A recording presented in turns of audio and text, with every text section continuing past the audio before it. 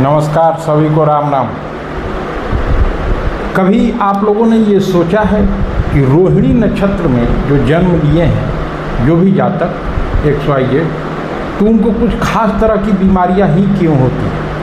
जैसे उन बीमारियों का नाम है क्षय रोग, टीबी की रोग जिसको टीबी बोलते हैं, मन की चंचलता, फेफड़ों का संकुचन, अस्थमा वगैरह, सिर का दर्द तथा रक्तदाह मतलब गर्मी और जलन करके खून निकलना, खुजली भी हो सकता है, इत्यादि रोग ही क्यों होते हैं और रोग क्यों नहीं होते हैं।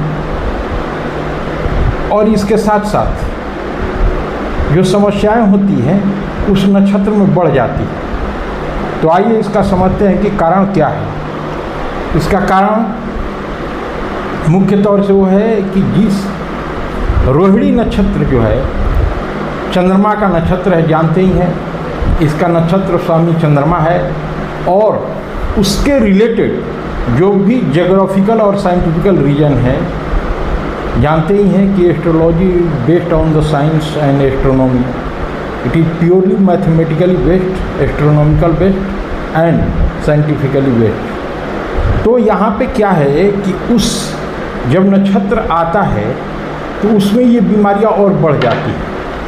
इसका ये कारण बताते हैं और निदान बताते हैं। इसका कारण यह है कि उस नक्षत्र में उस एलिमेंट्स का हमारे वायुमंडल में जितने भी सराउंडिंग में तत्व होते हैं, इन तत्वों को बढ़ावा देते, इन बीमारियों को बढ़ावा देते हैं। और इसका निदान क्या है, इसका निदान भी हम बताएंगे कि अगर वो किया जाए तो निश्चित तौर से ये बीमारियां निग्लिजिबल या बिल्कुल क्यूर हो जाएंगी।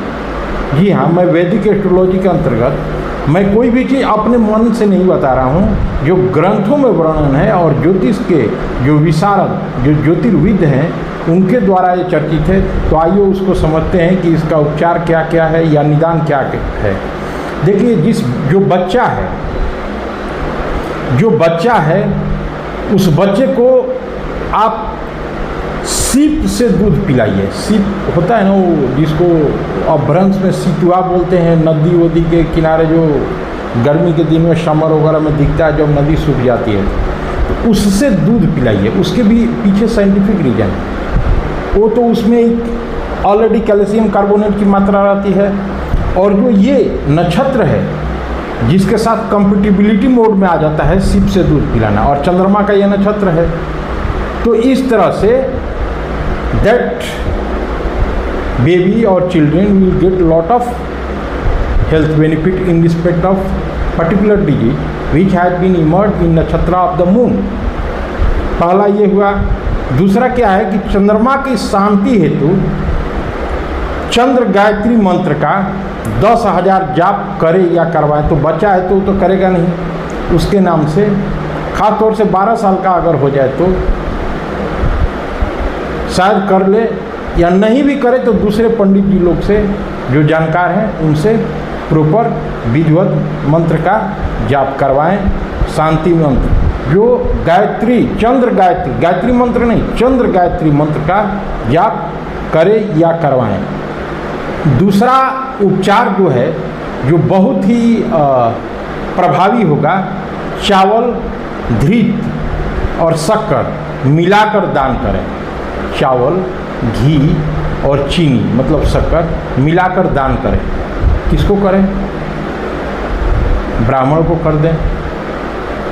और तीसरा उसका उपचार है, चांदी का चंद्रमा बनाकर सफ़ेद धागे में सोमवार की रात्रि में, मतलब रविवार नहीं, सोमवार की रात्रि में जातक को धारण करवाएं।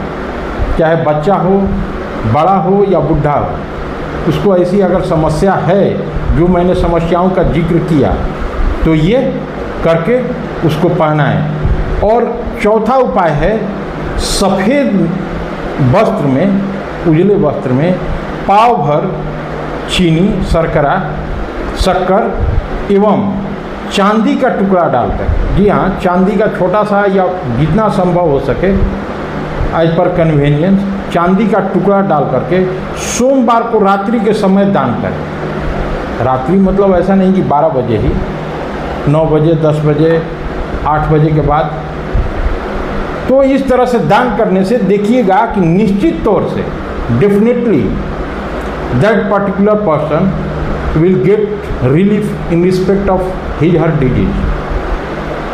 तो इस तरह से ये करवाएं और आगे भी अन्य नक्षत्रों से संबंधित रोग बीमारियां के लिए हमारे वीडियो को आप वॉच कर सकते हैं। अगर पसंद आए तो सब्सक्राइब कर सकते हैं। धन्यवाद।